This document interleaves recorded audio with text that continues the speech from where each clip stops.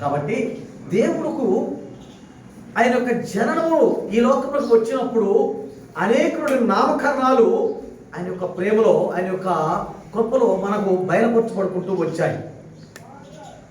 ప్రియమైనటువంటి వాళ్ళారా, ఎందుకు చెబుతున్నానంటే దేవుడు లోకరక్షకుడుగా ఈ లోకానికి వచ్చాడు. నిన్ను నన్ను ప్రేమించడానికి, నిన్ను నన్ను రక్షించడానికి, నిన్ను నన్ను తన యొక్క కవిగిట్లో చేర్చుకోవడానికి, నిన్ను నన్ను పోషించడానికి, తన నామాన్ని గుర్తెరగటానికి, తన యొక్క కృపలో మనము జీవించడానికి, ఆయనను మనకు కనపరుచుకోవటానికి దేవుడు మన పక్షాన్ని చూపినటువంటి ప్రేమను మనం తెలుసుకోవడం కోసం ఈ లోకానికి వచ్చాడు. ఈ లోకానికి వచ్చినటువంటి యేసుక్రీస్తు వారిని అనేకమైనటువంటి రకాలుగా, అనేక నామాలతో ఆయన మనము పిలుచుకోవడం జరిగింది. ఈ పరిశుద్ధ గ్రంథంలో ఉన్నటువంటి లేఖనాల ప్రకారంగా మొట్టమొదటిగా తండ్రి అయినటువంటి దేవుడు యెహోవాగా ఈ లోకానికి వచ్చాడు, సృష్టికర్తగా. ఆ సృష్టికర్తగా వచ్చినటువంటి దేవుడు మరొక కుమారుడు ఈ లోకానికి ఇచ్చి లోకరక్షకుడుగా మనకి ఇచ్చినటువంటి ఆ కుమారుడు యేసుక్రీస్తు వారిని లోకానికి పంపించాడు. మొట్టమొదటిగా ఎవరిని పంపించాడు? యేసుక్రీస్తు వారిని. యేసు అనే నామకరణము చేయబడింది. రెండవ పేరు యేసు. ఈ యేసు అనగా దానికి మనం ఉదాహరణ చెప్పుకోవాలంటే, యేసు అంటే దీనికి భాషాంతరంగా ఏమని తెలపడుతుంది? ఒకసారి మనం జ్ఞాపకం చేసుకుందాం, లేఖన భాగంలోకి వెళ్దాం. క్రీస్తు జన్మం ప్రకారముగా జన్మలో వాడబడినటువంటి నామాలను మనం ఒకసారి జ్ఞాపకం చేసుకుందాం. మొట్టమొదటిగా మనము తెలుసుకోవలసింది యేసు.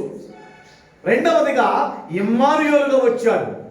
మూడవదిగా యూదుల రాజుగా వచ్చాడు. నాలుగవదిగా సర్వోన్నతుని కుమారుడుగా వచ్చాడు. ఐదవదిగా పరిశుద్ధుడుగా వచ్చాడు. ఆరవదిగా రక్షకుడుగా వచ్చాడు. ఏడవదిగా నిత్యుడగు తండ్రిగా వచ్చాడు. ఎనిమిదవదిగా ఆలోచనకర్తగా వచ్చాడు. తొమ్మిదవదిగా బలవంతుడైన దేవుడుగా వచ్చాడు. పదవదిగా ఆశ్చర్యకరుడుగా వచ్చాడు. 11వదిగా ఈ లోకంలో నుండి సిగురుగా వచ్చాడు. 13వదిగా క్రీస్తుగా వచ్చాడు. 14వదిగా మెస్సీగా వచ్చాడు. 15వదిగా అద్భుతకరుడుగా వచ్చాడు. ఈ నామాలన్నింటినీ కూడా మనం ఒకసారి జ్ఞాపకం చేసుకోవాలంటే పరిశుద్ధ గ్రంథములను చక్కగా లిఖించబడ్డాయి. వర్ణాతీతము కానిటువంటి మాటలు మన హృదయానికి గోచరమైనటువంటి అర్థాలు అనేక రకాలుగా దేవుని యొక్క గ్రంథములు లిఖించబడ్డాయి. పిలిచినటువంటి వాళ్ళారా, అంత గొప్పగా అన్ని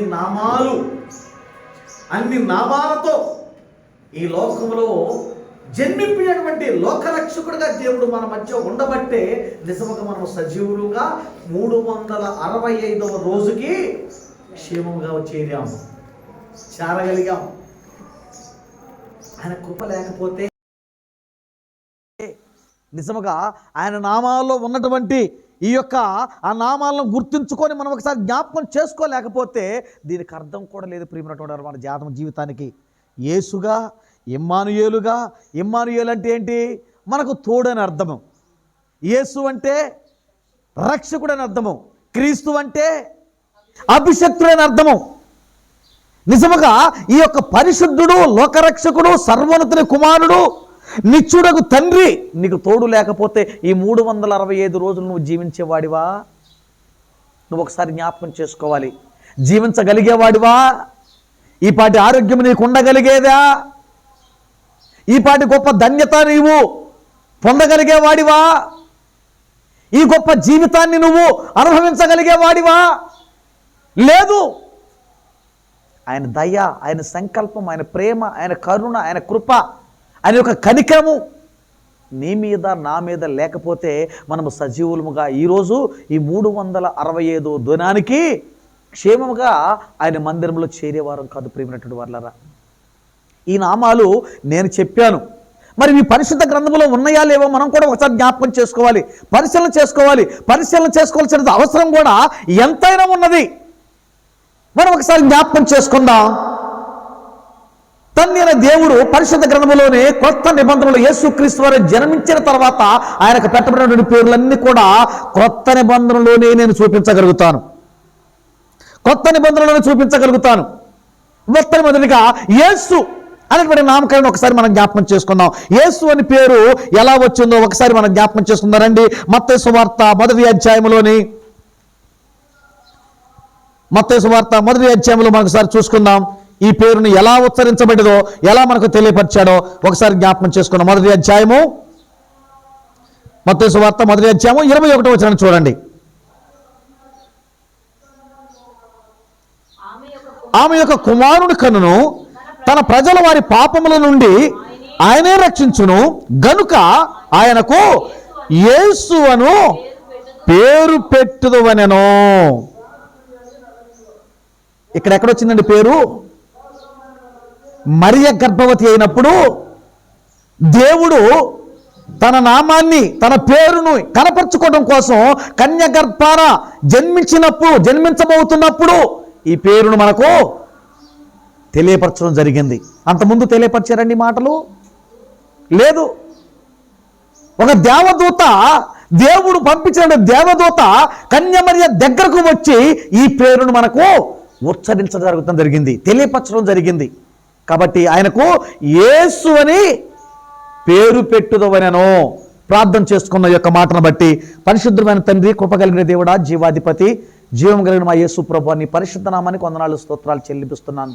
దేవా, చదవబడినటువంటి లేఖన భాగాలను ఒకసారి జ్ఞాపకం చేసుకుని ప్రభువా, అయా అల్పుడను అయోగ్యుడను ప్రభా, ఏ యోగ్యత లేనివాడను ప్రభా, మాట్లాడడానికి ప్రయత్నిస్తాను ప్రభా, ఏ మంచి లేనివాడను ప్రభా, నీ చిత్తమైతే ప్రభా తండ్రి నన్ను మీ స్వాధీనించుకోండి, నీ దయగలస్తున్నతో నన్ను తాకండి, మీ పరిశుద్ధమైన సెలవు సట్టు నన్ను మరుగు చేసుకోండి. మాకు కావలసిన మాటల ప్రభావంతాన్ని మీరు నా ద్వారా మనం మాట్లాడుతున్నామని ప్రార్థిస్తున్నాను. దేవా, నీకే స్తోత్రాలు చెల్లిస్తున్నాం ప్రభా. ఏ యోగ్యత లేనటువంటి నన్ను ప్రభా మీ స్వాధీనించుకొని నేను మాట్లాడుతున్న ప్రతి మాటను నాది కాక ప్రభా తండ్రి మీరు నాలో ఉండి ప్రభా తండ్రి మాట్లాడుతూ ఆయన బయలుపరుస్తూరమని బలపరుస్తూరమని ప్రార్థన చేస్తున్నాం. మీరు మాట్లాడుతున్న ప్రతి మాటను ప్రభాన తండ్రి వినగలిగినటువంటి చెవులను, గ్రహించగలిగినటువంటి మనసును, అర్థం చేసుకున్నటువంటి హృదయాన్ని ప్రభాన తండ్రి నాకు మాకందరూ కూడా మీరు అయా వీలు కలగజేసి సమస్తాన్ని ప్రభాన తండ్రి కృపతో నింపుతూ నీ ప్రేమకరమైన జీవితాన్ని, నీ మేలుకరమైన జీవితంలో ప్రభావ మేము జీవించే భాగ్యం తండ్రి మాకందరూ కూడా మీరు వీలు కలగజేస్తున్న సమస్తాన్ని మీ చేతులకు చెప్పుకుంటూ అల్పుడు నన్ను మీ పాదాల చెంతక సమర్పించుకుంటూ యేసుక్రీస్తు వారి పరిశుద్ధమైన నామములను ప్రార్థించి బ్రతిమాలి అడిగి వేడుకుంటున్నాను పరమ తండ్రి, ఆమేన్. చూసారా ప్రియమైన దేవుని వర్లరా, ఇక్కడ ఒక దూత ద్వారా ఇక్కడ తెలపబడింది. ఆయనకి ఏమని పేరు పెట్టాలట? యేసు అని పేరు పెట్టాలి. మొట్టమొదటి పేరు యేసు. రెండవ పేరును కూడా ఇక్కడ మనం జ్ఞాపకం చేసుకుందాం. రెండవ పేరు ఇక్కడ ఏం ఉచ్చరించబడింది? ఇందాక మనం చెప్పుకుంటూ వచ్చాం, 15 పేర్లు చెప్పుకుంటూ వచ్చాం. రెండవదిగా ఇమ్మానుయేలుగా ఈ లోకానికి వచ్చాడట. ఎలా వచ్చాడటండి? రెండవ పేరు ఏంటిది? ఇమ్మానుయేలు. ఆ మాటను కూడా మనం జ్ఞాపకం చేసుకోవాలి. రండి ఒకసారి 1వ అధ్యాయంలో 22వ వచనంలో చూడండి. అక్కడే కనపడుతూ ఉంది. ఇదిగో కన్యక గర్భవతి అయ్యి కుమారుని కనును ఆయనకు ఇమ్మానుయేలను పేరు పెట్టబడును అనేది చూశారండి. ఇక్కడ రెండవ పేరు ఏం పెట్టాడు? మొదటగా ఏం పెట్టాడు? ఎవరు చెప్పింది ఈ మాట? ఎవరు బయలుపరిచారు ఈ మాటల్ని? ఎవరు పెడుతున్నారు ఈ పేరుల్ని?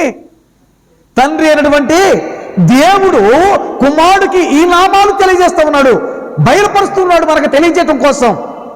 ఇమ్మానుయేలు అనగా ఏమంట? ఇమ్మానుయేలుగా భాషాంతం దీనికి అర్థం ఏంటి? దేవుడు మనకు.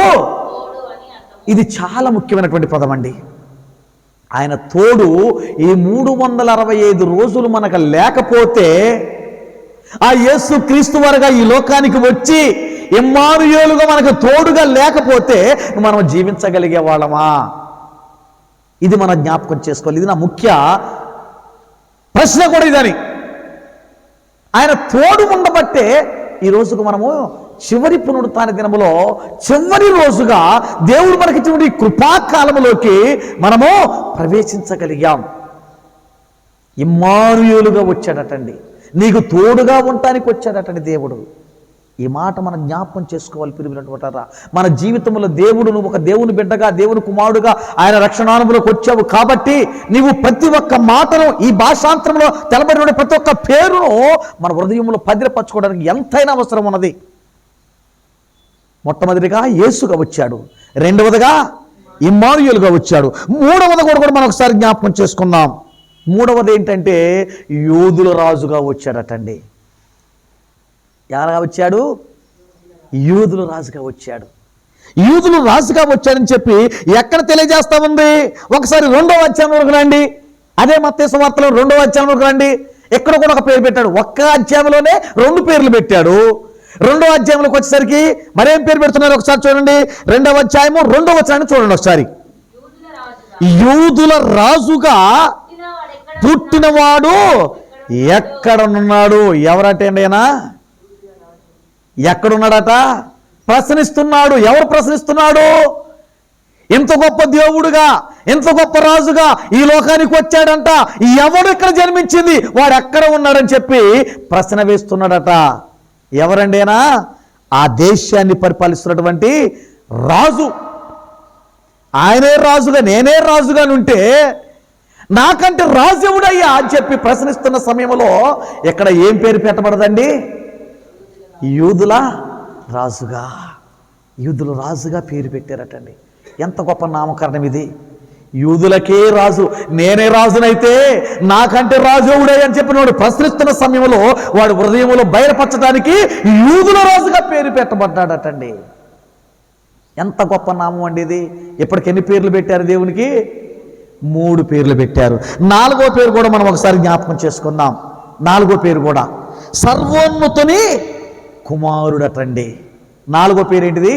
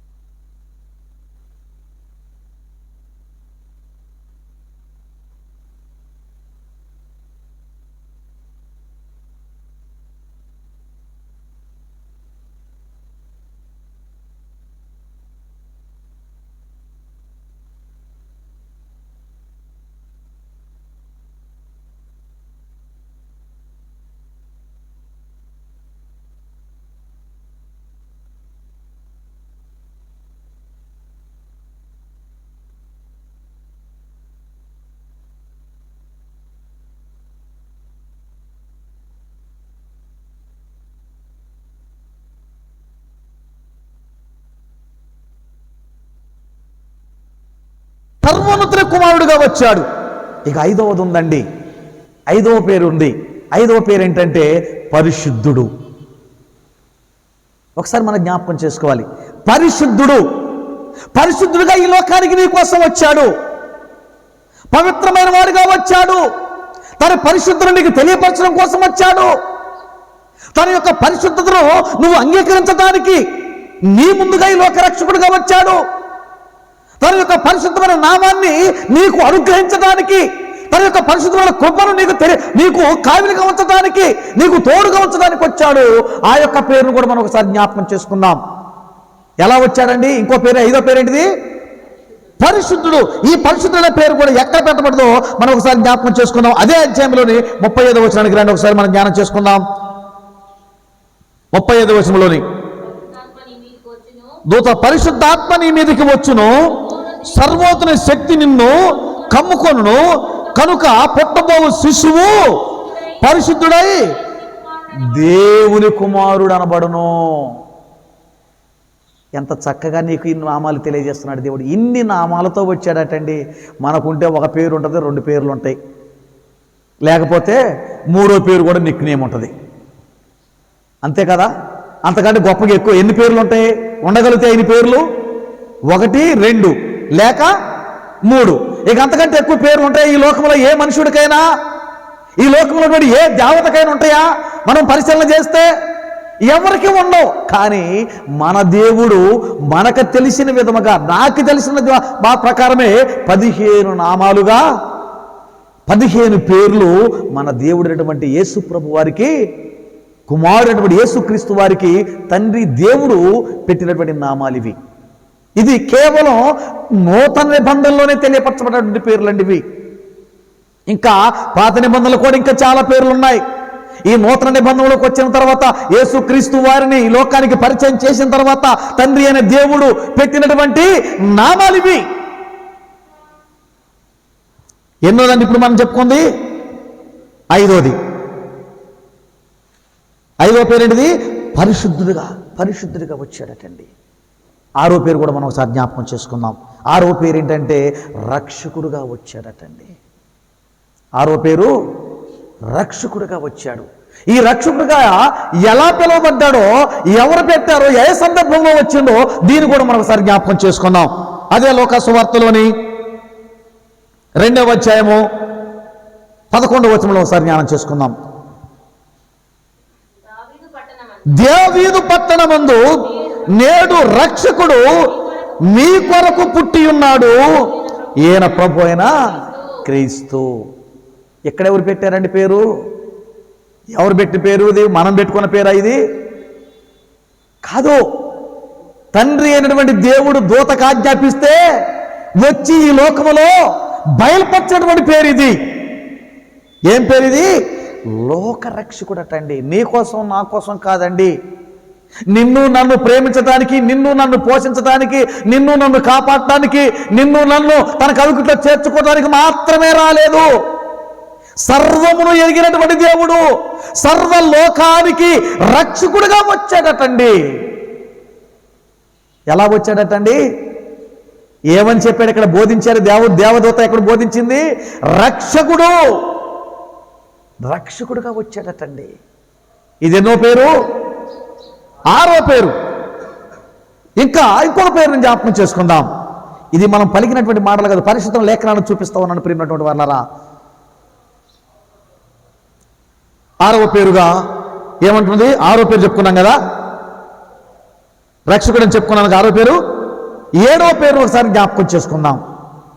నేను ఎందుకు చూపిస్తున్నాడంటే ఈ మాటలో దేవుడు ఎంత గొప్పగా తన కుమారుని లోకానికి తీసుకువచ్చాడు. ఈ ఒక్క మాటను కూడా జ్ఞాపకం చేసుకుందాం. 7వ మాటను కూడా నిత్యుడగు తండ్రి అటండి. 1 రోజు 2 రోజులు ఉండి నిన్ను కాపాడేవాడు కాదటండి. 1 వారం 2 వారాలు కాపాడేవాడు కాదండి. 1 నెల 2 నెలలు కాపాడేవాడు కాదండి. ఎప్పుడు ఉంటాడట? నిన్న నేడు నిరంతరము నీకు తోడై ఉంటాడు. కాబట్టి ఆ యొక్క దేవునికి ఏమని పెట్టబడింది పేరు ఇక్కడ? నిత్యుడగు తండ్రి. నిత్యుడగు తండ్రిగా నీ మధ్యకు వచ్చాడు దేవుడు, నీలోనికి వచ్చాడు దేవుడు. నిన్ను కనపరుచుకుంటున్నాడు దేవుడు, నీకు కనపరుచుకుంటున్నాడు. నిన్ను ప్రేమిస్తున్నాడు దేవుడు. నిత్యము నీలో సంచారం చేస్తున్నటువంటి దేవుడు అండి. నిత్యము నీతో పరిచయం, నీకు సహవాసం చేస్తున్నటువంటి దేవుడు అండి. నిత్యము నిన్ను కాపాడుతున్నటువంటి దేవుడు, నిత్యము నిన్ను పోషిస్తున్నటువంటి దేవుడు, నిత్యము నిన్ను తన కవిగిట్లోని చేర్చుకుంటున్నటువంటి దేవుడు, నిత్యము నిన్ను ఆదుకునే దేవుడు, ఆదరించే దేవుడు. ఎంత గొప్ప దేవుడుగా నీకున్నాడు. కాబట్టి ఈ 365వ రోజుకి మనం రాగలిగాం. నిత్యము ఆయన సంకల్పము, ఆయన దయ, ఆయన ప్రేమ, ఆయన వాత్సల్యత, ఆయన కరుణ, ఆయన ఇచ్చినప్పుడు దయా కిరీటము నీకివ్వబట్టే ఆయన యొక్క కృపలోని కృపాకాలముతో మనం ముగించబోతున్నాం ఈ సంవత్సరంలోని. ఎంత గొప్ప విశేషం ప్రియమైనటువంటి వారులారా, జ్ఞాపకం చేసుకోవాలి ఈ యొక్క మాటలు. మనము దేవుడు మనకు చక్కగా బయలుపరుచుకుంటూ వస్తూ ఉన్నాడు. ఇది మనముగా పెట్టుకున్న పేర్లు కదండి. మనం పెట్టుకుంటూ 1 పేరు 2 పేర్లు పెట్టుకుంటాం, తప్పితే 3వ పేరు నిక్నెమ్గా పెట్టుకుంటాం. ఇన్ని నామాలతో ఉచ్చరించబడినటువంటి ఈ నామాలు ఎంత గొప్పగా ఉన్నాయండి. ఈ యొక్క మాటను కూడా మనం జ్ఞాపకం చేసుకోండి. నిత్యుడగు తండ్రిగా ఎలా వచ్చాడో ఒకసారి పాత నిబంధనలోకి వెళ్ళిపోదాం. యెషయా గ్రంథంలో చూడండి. యెషయా గ్రంథము 9వ అధ్యాయము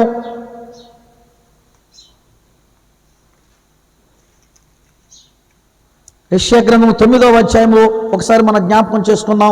ఆదిలోనే కూడా మనకు తెలియపరుచుకుంటూ వచ్చాడు. 9వ అధ్యాయము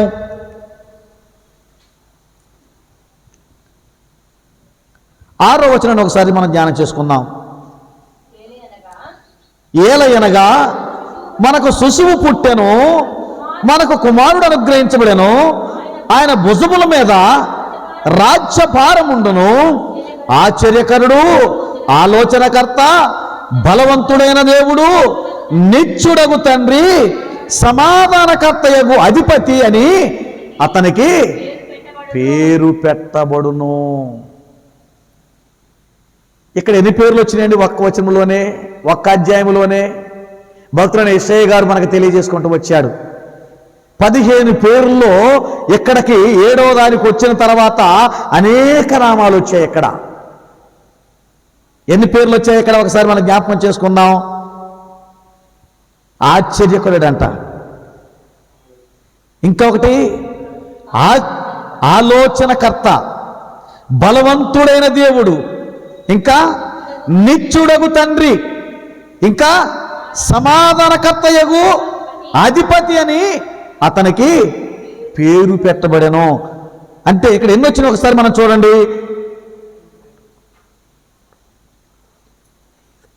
5 పేర్లు వచ్చాయి. ఇక్కడ 5 పేర్లు వచ్చాయి. ఈ 5 పేర్లు కూడా దేవుడు యెషయా భక్తుడి ద్వారా పలికించబడ్డే, బయలుపరచబడబట్టే ఈ నామాలన్నీ కూడా ఎవరు కొట్టిస్తున్నాయి? ఎవరు వచ్చారటండి? ఎవరి కోసం వచ్చాడట ఈ యొక్క పేర్లన్నీ పెట్టబడినటువంటి వ్యక్తి? ఆయన యొక్క బుధస్కంధముల మీద ఈ రాజ్యములు ఉన్నటువంటి సర్వకోటి మానవాళి భారమంతా కూడా మోసుకొని ఈ లోకానికి వచ్చాడటండి. ఈ లోకానికి వచ్చినటువంటి దేవుడు ఎన్ని నామాలతో వచ్చాడు? నాకు తెలిసినవే ఇక్కడ 15 పేర్లు నేను చెప్పబడ్డాయి. ఇంకా తెలియకుండా ఉన్నవి చాలా ఉన్నవి. మెస్సయ్యగా కూడా వచ్చాడు దేవుడు, చిగురుగా కూడా వచ్చాడు దేవుడు. అదే యెషయా భక్తుడితో పలికించాడు. యెషయా మొద్దు నుంచి చిగురు పుట్టునని చెప్పి తెలియపరచుకుంటూ వచ్చాడు. ఎన్ని నామాలండి! ఎంత గొప్పగా వచ్చాడు దేవుడు ఈ లోకానికి! ఎన్ని పేర్లతో ఈ లోకానికి వచ్చాడటండి. మళ్ళీ వచ్చినోడు ఊయక రాలేదు, వచ్చినోడు ఊయకపోలేదు, వచ్చినోడు రావటానికి ఊయక రాలేదు, పోతానికి ఏం చేశాడు? ఊయక కూడా వెట్టుకుపోలేదండి. ఏం చేయడానికి వచ్చాడు? ఏం చేసిపోయాడు? ఏం చేయటానికి వెళ్ళిపోయాడు? మనం దీన్ని ఒకసారి జ్ఞాపకం చేసుకోవాలి. లోకరక్షకుడు ఈ లోకానికి వచ్చి ఈ రాజ్యంలో ఉన్నటువంటి ప్రతి ఒక్క మానవ కోటి జనాన్ని, జనం భరిస్తున్నటువంటి భారాన్నంతా కూడా తన భుజస్కంధముల మీద వేసుకొని ఈ లోకానికి వచ్చాడు. వేసుకుని వచ్చి నీకు నాకు చీకటిలో జీవిస్తున్నటువంటి మనందరికీ తన యొక్క వెలుగును చూపించాడు. వెలుగును చూపించి ఈ యొక్క లోకమునకు ప్రభునటువంటి యేసుక్రీస్తు వారుగా, యేసుగా ఈ లోకానికి వచ్చాడు. యేసు అనగా రక్షకుడుగా వచ్చాడటండి. నిన్ను రక్షించుకోవటం, నువ్వు నశించిపోవటం ఇష్టం లేకుండా, నువ్వు ఇంకా బురదలో పడిపోకుండా, పాపములో జీవించటం ఇష్టం లేక, నువ్వు ఇంకా మునిగిపోకుండా, నీ జీవితం నాశనం అయిపోకుండా నిన్ను కాపాడటానికే రక్షకుడుగా యేసుగా వచ్చాడు ఈ లోకానికి. కన్యమర్య గర్భాన జన్మించాడు దేవుడుగా. మొట్టమొదటిగా యేసుగా పేరు పెట్టబడ్డాడు. దేవదూతలే ప్రత్యక్షమై తెలియపరిచాయి. రెండవదిగా ఏం పేరు పెట్టబడ్డాడు? ఇమ్మానుయేలుగా పెట్టబడ్డాడు. నిన్ను కాపాడుకోవడానికి వచ్చినటువంటి దేవుడు, నిన్ను ఆదుకోవడానికి వచ్చినటువంటి దేవుడు నీకు తోడుగా వచ్చాడటండి. ఇమ్మానుయేలు అనగా భాషాంతరము దేవుడు మనకు తోడని అర్థము. తోడుగా ఉండటానికి వచ్చాడు దేవుడు. మూడవదిగా ఎలా వచ్చాడు? యూదుల రాజుగా వచ్చాడంటండి. నేనే రాజునైతే నాకంటూ గొప్ప రాజు ఎవడు ఈ లోకంలో అని చెప్పి హేరోదు ప్రగల్భాలు పలికాడు. రాజులకే రాజుగా వచ్చాడటండి. ఒక రాజు కాదండి, ఒక సేనాధిపతి కాదండి, రాజులకే రాజు, యూదులకు రాజుగా వచ్చాడు. నాలుగవదిగా ఎలా వచ్చాడు?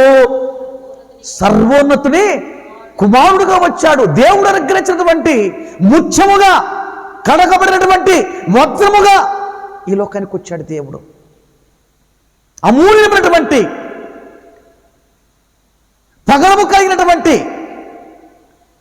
ప్రేమ సమాధానాలు కలిగినటువంటి ఆశ్చర్యకరమైనటువంటి వెలుగును నింపటానికి ఆ యొక్క ముత్యముగా పగడముగా ఈ లోకానికి సర్వోన్నతుని కుమారుడుగా వచ్చాడటండి.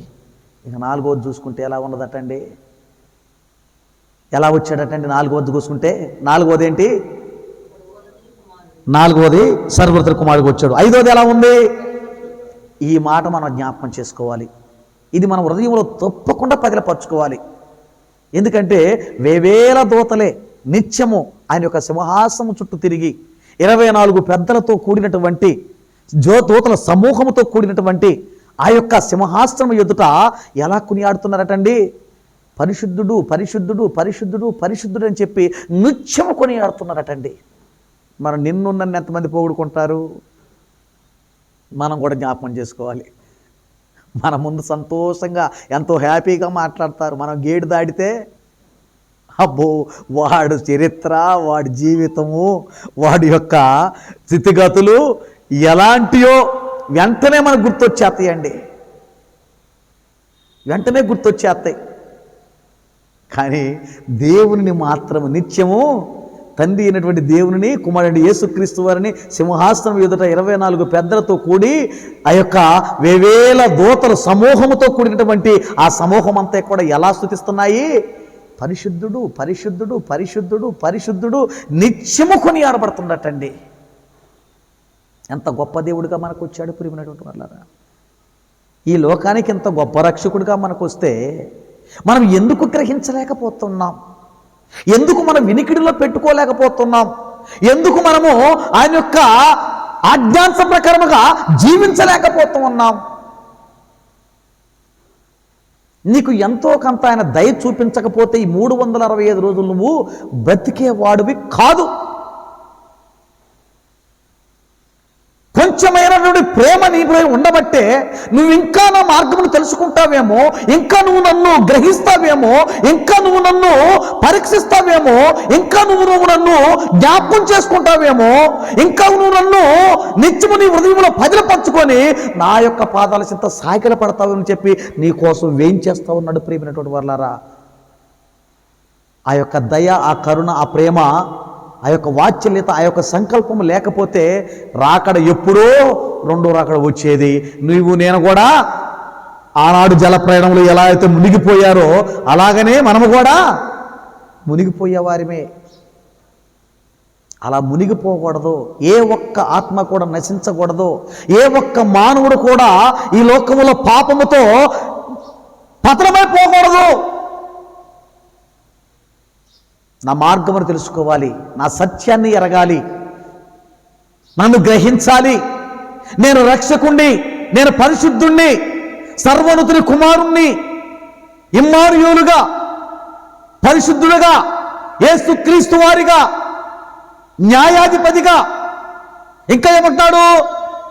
ఆశ్చర్యకరుడుగా, ఆలోచనకర్తగా, బలవంతుడైన దేవుడుగా, నిత్యుడకు తండ్రి, సమాధానకర్తకు అధిపతిగా నేనున్నానని చెప్పి నన్ను జ్ఞాపకం చేసుకోవాలని చెప్పి నీకోసం ఏం చేస్తా ఉన్నాడు ప్రియమైనటువంటి వాళ్ళారా.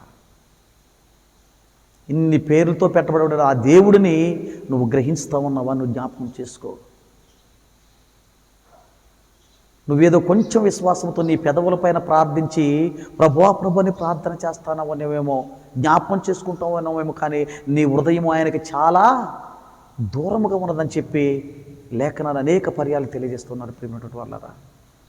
నీకోసం ఇంత గొప్ప ప్రేమమూర్తిగా వచ్చాడు, ఇంత గొప్ప రక్షకుడిగా వచ్చాడు, నిత్యం నిన్ను కాపాడేవాడుగా వచ్చాడు, నీకు తోడుగా ఉండటానికి వచ్చాడు. నీ కళ్ళు వృద్ధిగా ఉండి చీకటిలో ఉన్నావు కాబట్టి నీ కనులు తెరిచి వెలుగును చూడటం కోసం లోకరక్షకుడిగా ఈ లోకానికి వచ్చాడు. సర్వోన్నతుని కుమారుడుగా ఈ లోకానికి వచ్చాడు.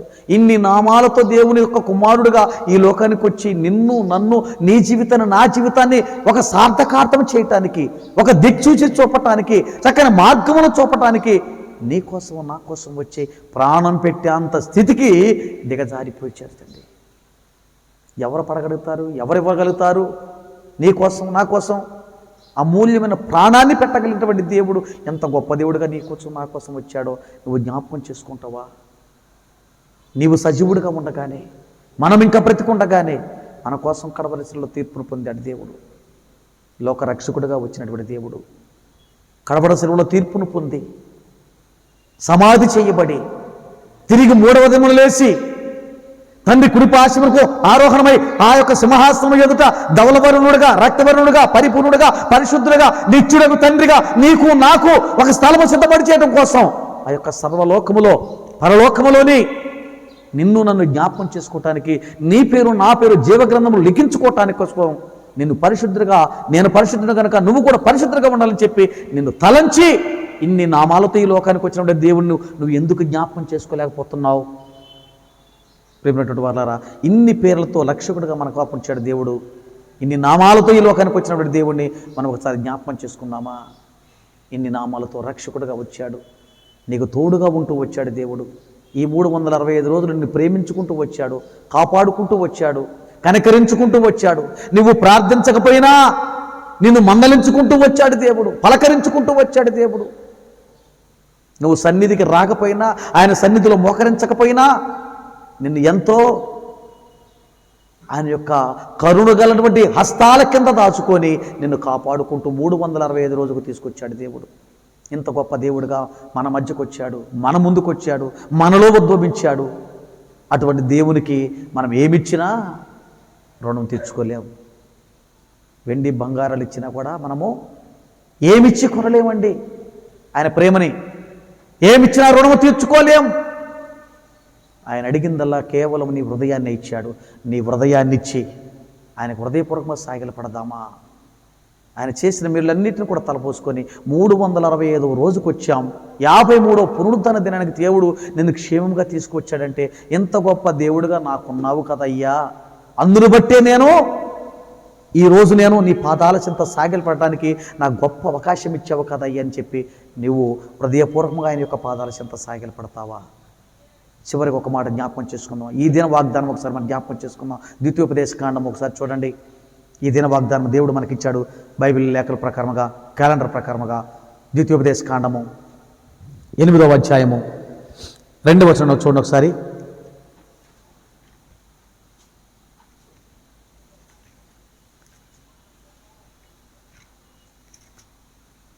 ఈ దిన వాగ్దానాన్ని చూసుకొని ముగించుకుందాం, ఆరాధించుకుందాం. 8వ అధ్యాయము 2వ వచనాన్ని ఒకసారి మనం ద్వితీయోపదేశకాండము 8వ అధ్యాయము చూడండి. నీవు ఆయన ఆజ్ఞలను గైకొందువో లేదో నిన్ను శోధించి నీ హృదయములోనున్నది తెలుసుకున్నటకు నిన్ను అణుచు నిమిత్తమును అరణ్యములో ఈ 40 సంవత్సరములు నీ దేవుడైన యెహోవా నిన్ను నడిపించిన మార్గమంతటిని జ్ఞాపకము చేసుకునుము. దేవుడు ఆత్మ గనుక ఆయనను ఎలా ఆరాధించాలటండి? ఆత్మతోనూ సత్యముతోనూ ఆరాధించాలి. ఎందుకు ఆరాధించాలి? అక్కడ ఇశ్రాయేలు 40 సంవత్సరాలు వారిని కాపాడాడు కాబట్టి వారు ఆరాధించాలి. ఇక్కడ నిన్ను 365 రోజులు ఈ 2023 సంవత్సరము కృపాకాలము మొదటి దినము నుంచి చివరి దినం వరకు నిన్ను కాపాడుకుంటూ వచ్చాడు కాబట్టి నీవేం చేయాలట? ఆత్మతోనూ సత్యముతోనూ ఆయనను ఆరాధించాలి.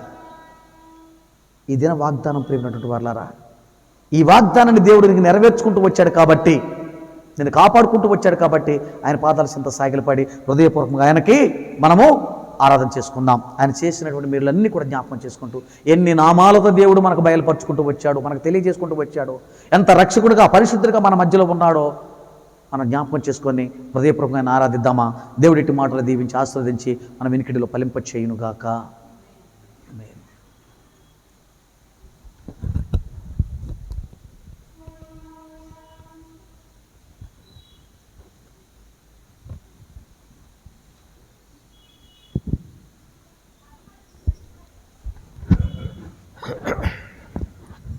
ప్రియమైన ప్రభువులారా,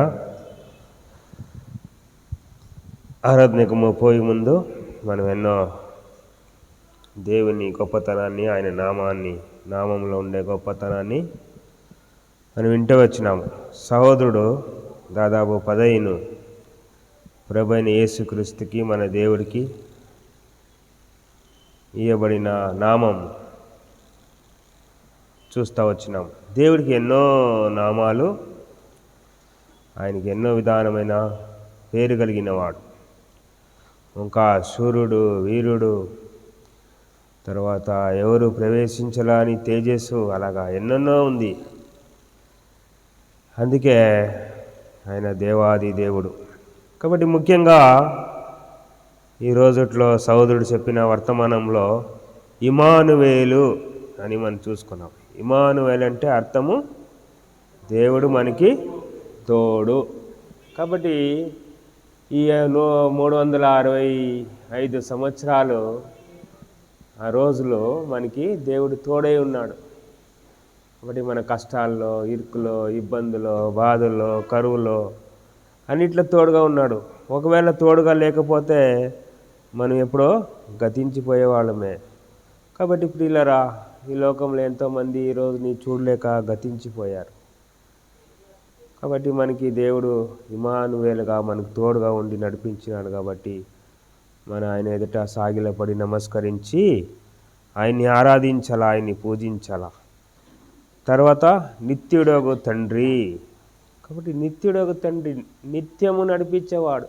ఈ 360 రోజు మాత్రం కాదు, కొత్త సంవత్సరము ప్రవేశింపచేసేవాడు. ఎన్ని సంవత్సరాలు, యుగాలు దేవుని పిల్లల్ని ఆయన నడిపిస్తూనే ఉంటాడు. కాంతి బట్టి ప్రభా, నువ్వు నడిపించకపోయింటే నేను ఎప్పుడో గతించకపోయేవాడిని, నువ్వు తోడుగా ఉండకపోయింటే నేను ఎప్పుడో నశించిపోయేవాడిని. నాకు తోడుగా ఉండి నడిపించిన ప్రభా, అందుబట్టి నిన్ను ఆరాధిస్తా, మహిమపరుస్తా, ఘనపరుస్తానని మనము దేవుణ్ణి స్తుతించాలా, దేవుణ్ణి ఆరాధించాలా. మనమందరూ లేచి నిలబడి ఒక పాట పాడుకొని ఆరాధనకు వెళతాము. వ్యక్తిగతంగా ఒకరి తర్వాత ఒకరు మనము వ్యక్తిగతంగా ఆరాధిస్తాము. పాట అయిన తర్వాత 227వ పాట,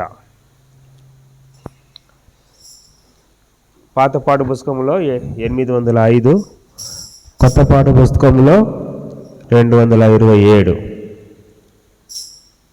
యేసునామం మనోహరం, ఎంతో అతి మధురం.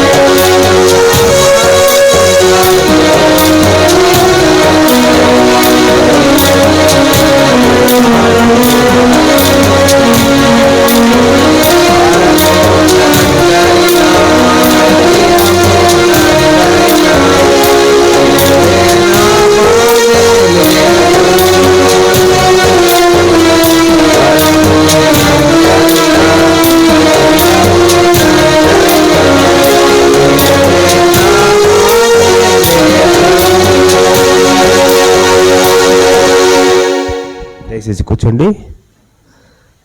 ఆయన నామాన్ని బట్టి దేవుడు సంవత్సరం అంతా చేసిన మేలు ఉపకారము ఆఖరి పునరుద్ధాన దినంలో చేర్చే వరకు ఆయన ఎలాగ తోడుగా ఉన్నాడో వ్యక్తిగతంగా మనం అనుభవపూర్వకంగా దేవుని నామాన్ని కీర్తిస్తాము, ఆరాధిస్తాము, మహిమపరుస్తాము.